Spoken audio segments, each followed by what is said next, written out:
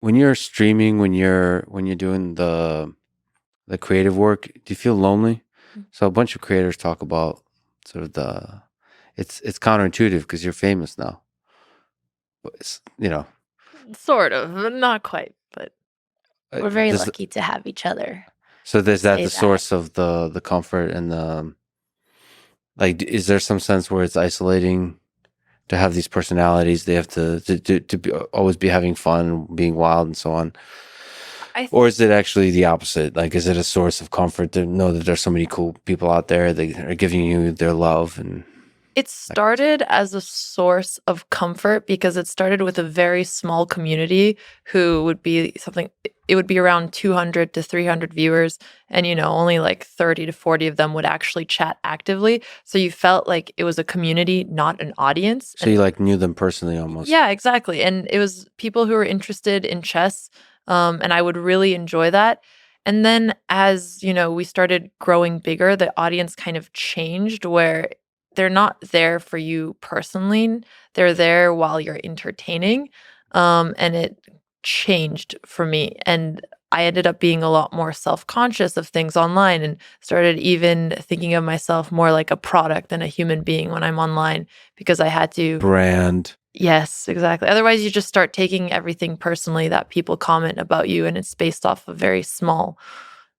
I see. So it was almost clip. a kind of a defense mechanism. Exactly. And it took time to get enough, because even if you have tough skin, eventually it gets to you when you're online every single day, listening to, thousands of people's feedback on you. I think the loneliest part of being a creator is going through burnout, which everyone is just, it's bound to happen. Which is why I think we're very lucky that we have each other because, right, it's a numbers game and you're viral and trendy at one point and then you have to fall. And then there's months where you're just grinding. And I just come every into Andrea's day. room. I'm like, Andrea, we're relevant. That's where I'm glad. That's really like the worst part of being a creator and figuring out how to get over that hump. But it makes me very grateful that I have my sister because I know that I'm not the only person going through it. And yeah, I know that most of my creator friends feel very lonely in that process because they don't have someone who's their family and their business partner and they're working by each other side by side. You kind of tie in your self-worth to your job and your content, and maybe even more extremely than other jobs because you also are the entire company and the entire product. So when things are going well or when things are not, you just need to be careful to not reflect it like, oh, I am doing bad. I am bad, rather than the trends have now changed. There's outside things. We're going to keep going. And this is just the normal waves, which is how we think about it now. And also just about, are we enjoying it? Is this what we want to make? But we were stuck in the camp for a while when we 10x'd our viewership after the pandemic because people were home and playing chess. And then, of course, that dropped by like 70%. And then you see that and you're trying your best. And you just kind of have to deal with it and be like, okay, I'm just going to keep persevering and maybe it'll get better. That's so fascinating. I mean, this is a struggle of sorts in the 21st century of like how to be an artist, how to be a creator, how to be an interesting mind in response to this algorithm. I'm telling you, turning off views and likes is really good. I don't look at Twitch views for that reason. And I get obsessed with the numbers too. And I know Andrea does. But for me, what I try now is to be more focused in the moment. But Andrea somehow can do it even with the views. So you have fun with it.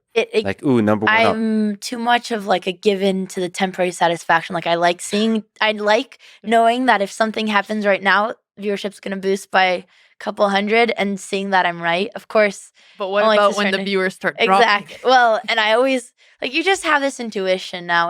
But I think also the reason that it doesn't affect me so much is when we first started our content journey, we were only Twitch streamers and our livelihood were based on Twitch viewers. But now, like, I've learned how to recycle that content into like YouTube and shorts and other things where I know like, okay, if this stream does badly, there's so many more things you can do that also just have a much larger output. So it doesn't get to me as much as it did. Do you ever feel that with your podcast, or do you feel like it's been authentic since the start?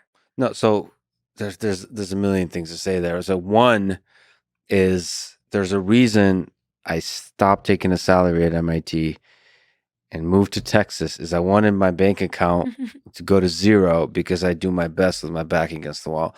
So one of the comforts I have is I don't care if this podcast is popular or not. I want it to not be popular. So I don't want it to make money. You're failing, Lex. Yeah, I want to. I mean, I just do best when I'm more desperate. That's like one thing to say. Seems like a reoccurring theme with how you build up your greatest work, which is honestly very respectable. Yeah. So Don't know if it's healthy, but- I thank you. This is like I wouldn't recommend. right. Thank you for finding don't try it at home. the silver lining for an unhealthy mental state. But the other thing is I was very conscious, just like with chess and those kinds of things, that I love numbers. And I would be, if I paid attention, if I tried to be somebody at their best, like a Mr. Beast who really pays attention to numbers, I would just not, become destroyed by it. The highs and the lows of it. And I just don't think I would be creating the best work possible. But one of the big benefits of a podcast is listeners, and there's an intimacy with the voice. And I think that is much more stable and a deeper and a more meaningful connection than YouTube. YouTube is a fickle mistress.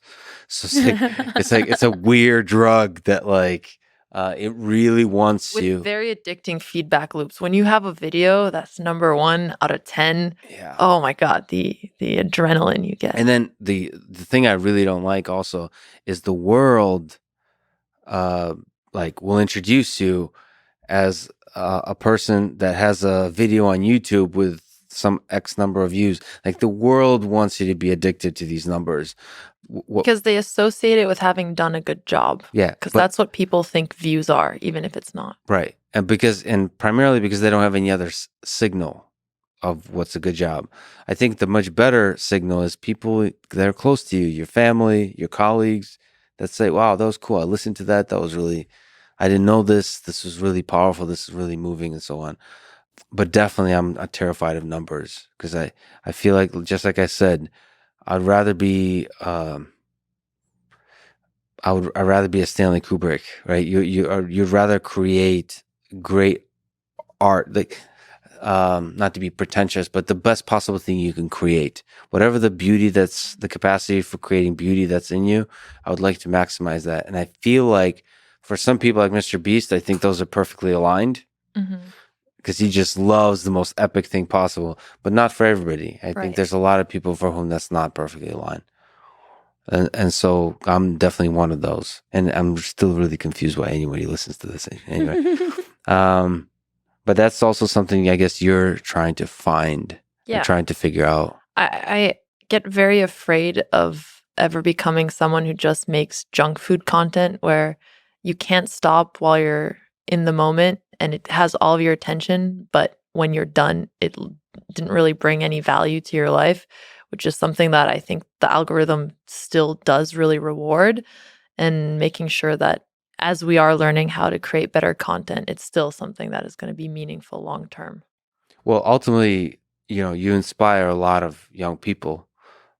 There's certainly those are the best. When I get messages from people who are like, I played you a year ago and my rating was 1,400 and now I'm 1,900. I'd like to challenge you again. It's a 14-year-old writing a former email. Those things are always very, very fun to get. And even just outside of chess, it's just empowering to see, and like for young women too, to see that kind of thing. I mean, you guys are being yourself and making money for being yourself and having fun and like growing as human beings, which I think is really inspiring for people to see.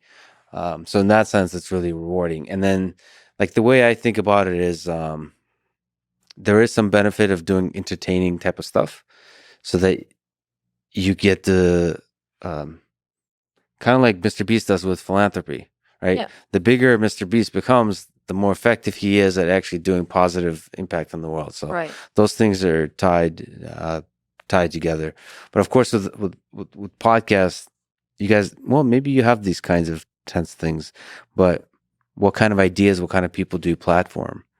What kind of person, what kind of human being do you want to be? Because you actually are becoming a person and a set of ideas in front of the public eye, and you have to ask yourself that question really hard, like really seriously, because if you're doing stuff in private, you have the complete luxury to try shit out. Right. I think you have less of a luxury to try shit out because the internet can be vicious in punishing you for trying shit out. And do you think that's sometimes a bad thing where you have less freedom to make mistakes? Yeah, you have two choices. So one, you put up a wall and say, I don't give a shit what people think. I don't like doing that because I like being fragile to the world and keeping my sort of wearing my heart on my sleeve. Or the other one, yeah, you have to you have to actually think through what you're gonna say. You have to think of like, what do I believe? You have to be more serious about what you put out there. It's annoying, but it's also actually you should have always been doing that. You should be deliberate with your actions and your words. Um, but I don't know. But some of it's such a balance because some of my favorite people are brilliant people that allow themselves to act ridiculous and be silly. Elon Musk, who's become a good friend, is the silliest human of all. I mean, he's incredibly brilliant and productive and so on, but allows himself to be silly, and that's also inspiring to people. Like you don't have to be perfect. You don't have to. You can be a giant weird mess, and it's okay. So it's a balance. I think when you start to delve into political topics, into topics that really get tense for people, then you have to be a little bit more careful and deliberate. But it's also wise to stay the hell away from those topics in general. Like I mentioned to you offline, somebody I've been debating whether I want to talk to or not is Karyakin on the chessboard because chess is just a game, but throughout the history of the 20th century, it was played between the Russians and the Americans and so on, where they were at war, cold or hot war, and those are interesting. Those are interesting conversations to be had at the Olympics and so on. It's not just a game in some sense. It's like a mini war. And so I have to decide whether I want to talk to him or not, and those kinds of things. You have to make those kinds of decisions. For now, you guys are not playing chess with Donald Trump or Obama or so on. We are not right now, no. How long is a stream? Like a few hours, right? Now they're 2 to 3 hours. When I was first streaming, I'd stream for like 6 hours a day. A day. At least usually. Yeah, for like 6 to 7 days a week. Are you doing just like a talking one? No, I would be playing chess the entire time while talking. And when I started streaming, that's kind of how everybody blows up on Twitch. You're just putting in crazy hours and you're always there. It's not about making the best content. It's about letting people feel like they're hanging out with you and just being on as much as you can. But I ended up feeling very burnt out because it's hard to be your best self when you're in front of a camera for that long because you do get scared of going into places where you want to learn, but you might not be the best in, because it's harder to learn in public than do something that like, yeah, we're better than 99% of our viewers at chess. So that's a lot less scary than trying to play a game that you're bad at or discuss topics that you're interested in. Yeah, have the beginner's mind and be dumb at something. Right. Yeah, which is where the fun is and you get to learn together, but people will punish you for it on the internet. What about you, Andrea? Yeah, I think like Alex said at the beginning when we were grinding a lot, you don't really even have time for much of a private life because you're streaming every hour of your life and people want it. Like the appeal of streamers, it's called like being parasocial, where you feel like they're your friend and they like it because they want you to share everything about your life.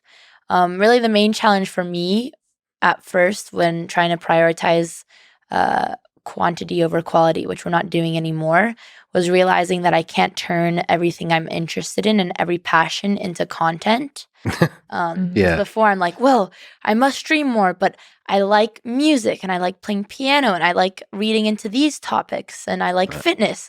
And then I'd try to live stream all of it. And that's just, at some point, it's like just enjoy your time off for those hobbies and prioritize what you're good at, because that's just going to be better for the channel overall. So that was a learning lesson for sure. It's nice because there are some intersections when I have tried new things that I really enjoy and it pays off, but that's more less often. So it's more like you can be yourself, but only specific parts of yourself yeah. online, and the rest, sometimes it's nice to just keep private and feel that you could just give it your 100% freedom. See, I feel like I try to be the exact same person on podcasts as in private life. I really don't like hiding anything. But you're also a generalist, right? Where you have people with all topics. For us, we built our audience off of very specific things. So people sometimes feel like, even at the start when we started playing less chess, they're like, I subbed for chess. Why are you not playing chess? Exactly. People are tuning in for an interesting conversation on a bunch of topics. So like the more you are yourself, the better it is. But it is very hard when you build your brand on like one type of gaming content. Build your brand. But yeah, the way you become a journalist is you slowly expand. Mm-hmm. It's like expand to checkers. I guess that's like a downward. Maybe poker. Poker, yeah, exactly, poker. But also just the ideas, the space of ideas. And one of the cool things about chess is when you're talking over the chessboard, it's a kind of podcast, you know. That is actually an idea we've had with playing chess while also doing a podcast and talking with people. It's kind of like an icebreaker where you're also focusing on the game at the same time. But, you know, we are slowly evolving and we're doing more things. Like one thing we wanted to do is spend less time in front of the computer. So now we're doing a chess travel show where we go to different countries and look at the chess culture. So it actually feels like we're doing things that we would want to do and explore anyway. And maybe it's not as much in the idea space, which we both enjoy and do a lot in our own free time, but in the sharing cool experiences with our audience that we actually want to do. Where do you look forward to going? We're going to Romania on September 9th. And I think this is the most exciting for me because we're going back to, you know, the country where our entire family is from, where our grandmother taught our dad, who taught us how to play chess. It has a very strong chess culture. So it'll be very unique to go back and see how everything is when we haven't been back for a very long time. And for Romanians, like, it's very rare when there's like a famous Romanian who accomplishes something, which is why, like, right now, Andrew Tate's the most famous Romanian. But he's banned for a bad reason. Exactly. And there's like something very special about Romanian pride. And when we meet fellow Romanians in the US, like, it's just an amazing connection. And like I hear the way my dad talk about, like, for example, Nadia, who was a famous Romanian gymnast, and he's like, yeah, like Romania, we sucked at everything, but when she won the Olympics for gymnasts, every kid on the street was doing gymnastics, because it's very rare that they make it to that level of success. I'm not saying that we're super successful, super famous, but it is really cool to meet other Romanians through chess because it's a very special bond. You feel like it's a community and like you belong. Yeah. You can't get that anywhere else.